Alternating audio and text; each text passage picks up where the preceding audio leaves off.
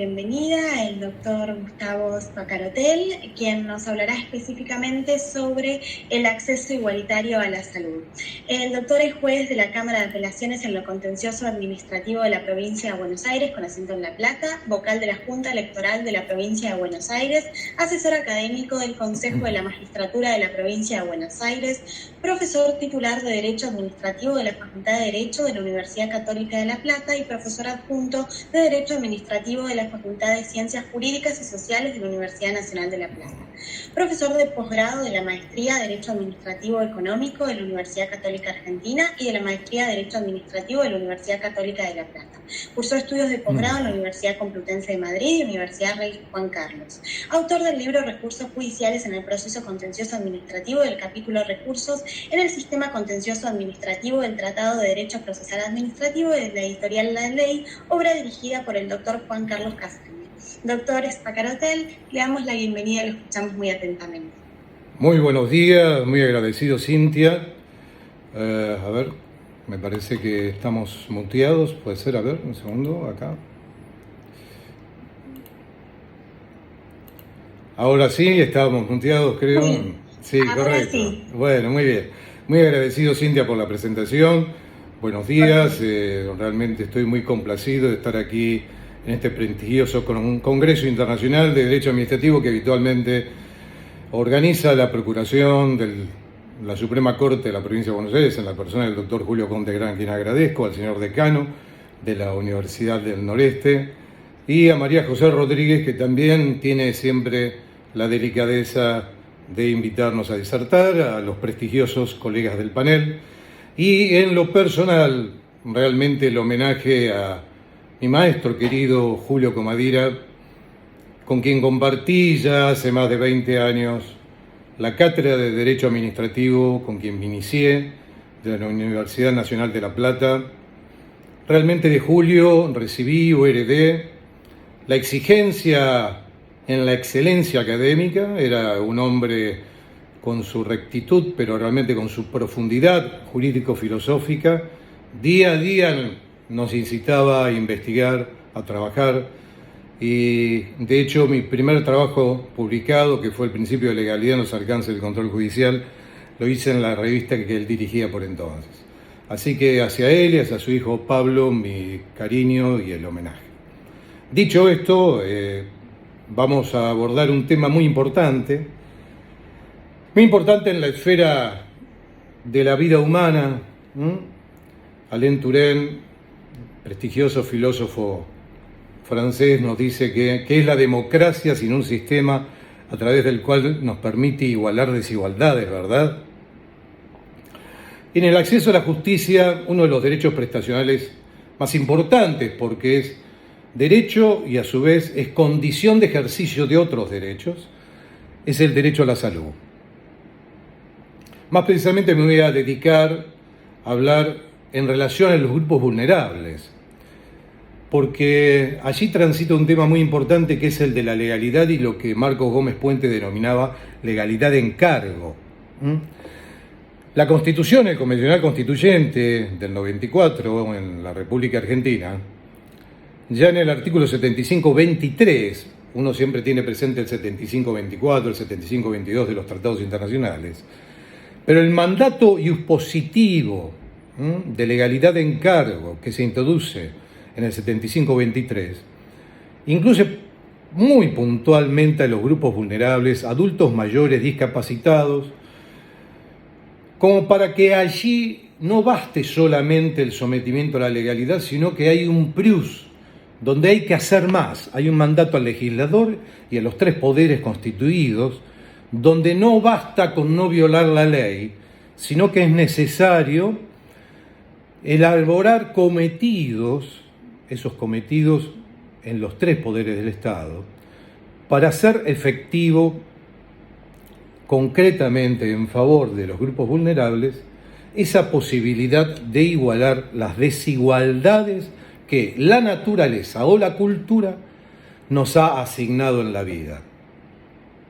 Este dilema, escuchando la disertación del profesor y también maestro querido Juan Carlos Casañe, quien ha prologado mi libro y he tenido el honor, Ayer nos hablaba del debate actual europeo entre el positivismo y el naturalismo, la posición de Alsina, la posición de Robert Alexis, y ese debate de la ponderación, el alcance del control judicial y el activismo de los jueces que tenemos que tener a la hora de encarar un conflicto ético entre los deberes del Estado, las omisiones legales o las omisiones ilegítimas y derechos de carácter prestacional, individuales o colectivos, de grupos que están desigualitariamente considerados no solo respecto al orden jurídico, sino en la vida cotidiana. En este sentido, esto ni más ni menos transita por el derecho humano a la dignidad y a la igualdad. Son derechos humanos que son pilares de la vida individual y social, y el reconocimiento de esos derechos lo que posibilita que la persona tenga la capacidad de asumir una socialización basada en el respeto, en la justicia, en el bienestar de la vida, generándose un sistema axiológico de valores donde la empatía, es decir, el compromiso con el otro, contribuye a la generación de las relaciones humanas, es decir, que no sea indiferente el dolor ajeno. No se puede transitar la vida así. En ese contexto de consumo se asiste a la justicia porque este complejo de derechos a la igualdad en el derecho a la salud tiene, como todo derecho, un enfoque objetivo y subjetivo.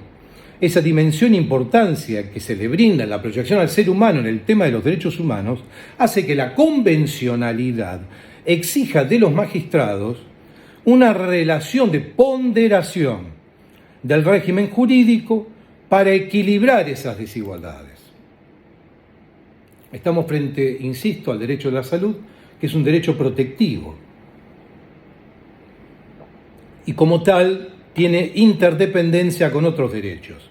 El Pacto Internacional de Derechos Económicos y Sociales y Culturales así lo reconoce como derecho de toda persona al disfrute más alto posible del nivel en cuanto a su salud física y mental. De alguna manera, en las emergencias que hemos tenido que padecer, no solo en la pandemia, sino en las emergencias económicas, las crisis, en este caso ambientales, las guerras que en Europa del Este están influyendo actualmente, París está sufriendo apagones, pone a los intelectuales y a la gente del mundo del derecho a ponderar que estas crisis agigantan las desigualdades, no solo económicas, sino sociales, educativas y por ende en la salud y en el acceso a la justicia.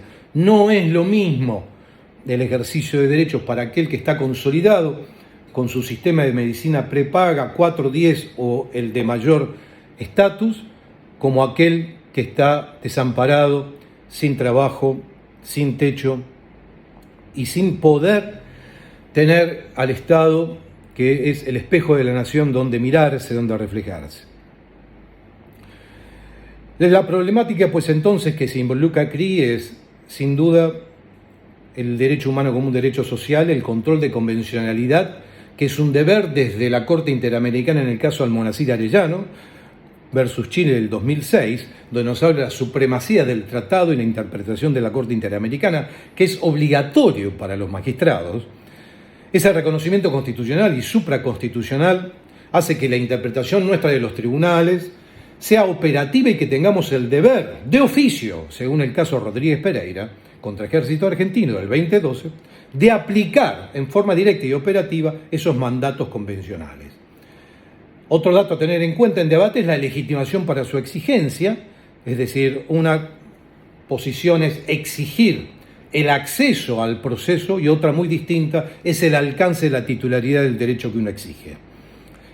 El reconocimiento judicial va a ir en relación al mandato que el Estado se haya obligado para luego merituar o ponderar el alcance de la omisión ilegítima. Por eso la legalidad de encargo del 7523 y la ponderación en este caso seguimos la teoría de la argumentación jurídica y la teoría de los derechos fundamentales de Robert Alexis, para que en esa ponderación hacer un balance axiológico de beneficios y sacrificios, para que el control judicial pueda llegar a su justo quicio en la responsabilidad por omisión, que es la más difícil de analizar, ¿verdad? Muy bien. Desde el preámbulo, que nos habla del bienestar general y el bien común, ¿qué es el bien común? Son las condiciones de la vida necesarias para que cada uno con su propio esfuerzo y el auxilio de entidades intermedias pueda realizarse en la vida, alcanzar su máxima perfección, y los que somos creyentes, todo esto lo hacemos a imagen de Dei.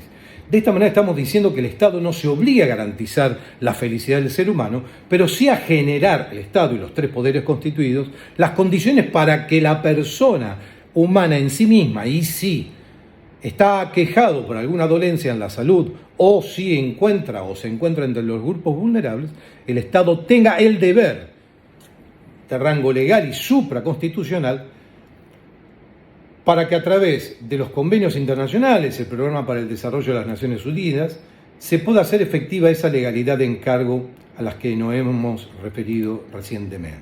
La Corte Interamericana, en el caso Furlan, reconocido caso, atendió esta situación de vulnerabilidad y estos mandatos. Una víctima que se encontraba en condición de vulnerabilidad ya durante muchos años, un adulto mayor en condición de discapacidad y que tenía largos años para poder ser indemnizado en sus derechos, para llegar a una indemnización justa. Esto hace que estos derechos, sobre todo el derecho a la salud y el derecho a la igualdad, sea indivisible. No va a poder realizarse el ideal del ser humano libre si está librado al temor y a la miseria, a menos que se creen condiciones que permitan a toda persona gozar de derechos económicos y sociales en forma concreta y efectiva, y para eso está la justicia, ¿verdad? Y los documentos internacionales que así lo establecen. Un dato importante a tener en cuenta es la institución del medicamento como bien social. Los medicamentos constituyen uno de los temas de mayor importancia en las políticas sanitarias y económicas de los países desarrollados, de la Organización Mundial de la Salud, lo hemos visto en la pandemia, ¿no? En nuestra legislación, desde el año 92, se entiende por medicamento a todo producto elaborado de origen farmacéutico que está dedicado ni más ni menos a la prevención, al diagnóstico y al tratamiento de una enfermedad.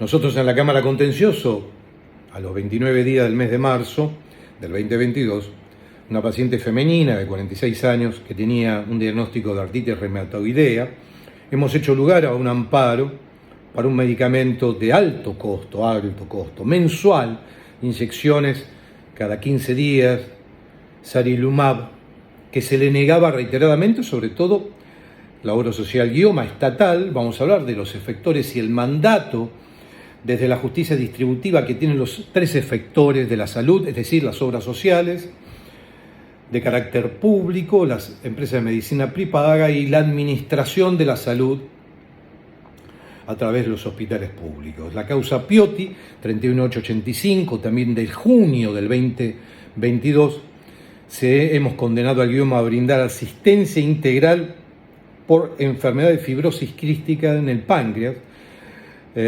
y la entrega de una droga también de cientos y cientos y cientos de miles de pesos mensuales, Trikafta, que había sido prescripta por el médico tratante.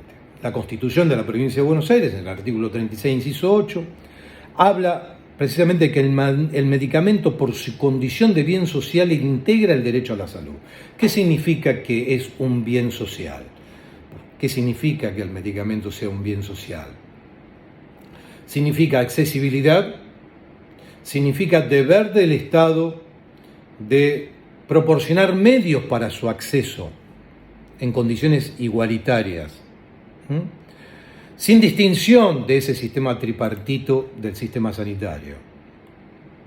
por ser la salud un derecho humano fundamental, de rango constitucional y supraconstitucional. Pero en esta segunda etapa quería más precisamente dedicarme a la situación en la que se encuentran las personas vulnerables, pero que padecen alguna dolencia que la llevan a algún grado de discapacidad.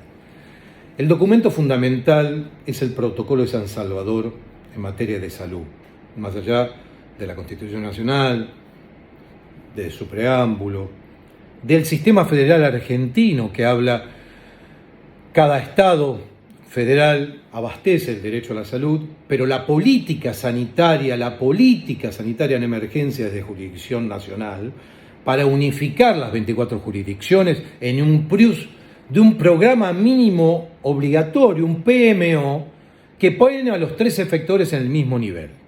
De allí que las empresas de medicina prepaga en pandemia han tenido el deber, con o sin prestador, atender a cualquier ciudadano que así lo requiera. Doctor, sí. Quería avisarle que le restan 5 minutos. Muy bien. Nosotros en la causa que nos vamos a referir, que es la causa Asociación Azul, y ya con esto vamos a concluir en estos 5 minutos. Esta causa azul es una causa de origen colectivo,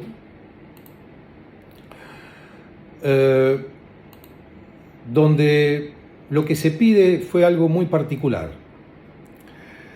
y era ni más ni menos que una prestación especial genérica de asistencia personal. Acá no se trata de enfermería domiciliaria.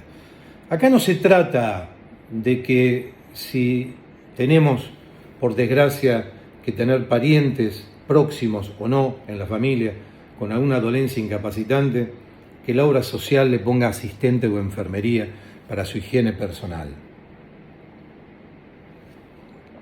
Acá de lo que se trataba es de crear una prestación de asistencia personal para que ese asistente sea la persona que introduzca al paciente o al doliente en todo aquello que social y culturalmente por sí solo no pueda abastecerse.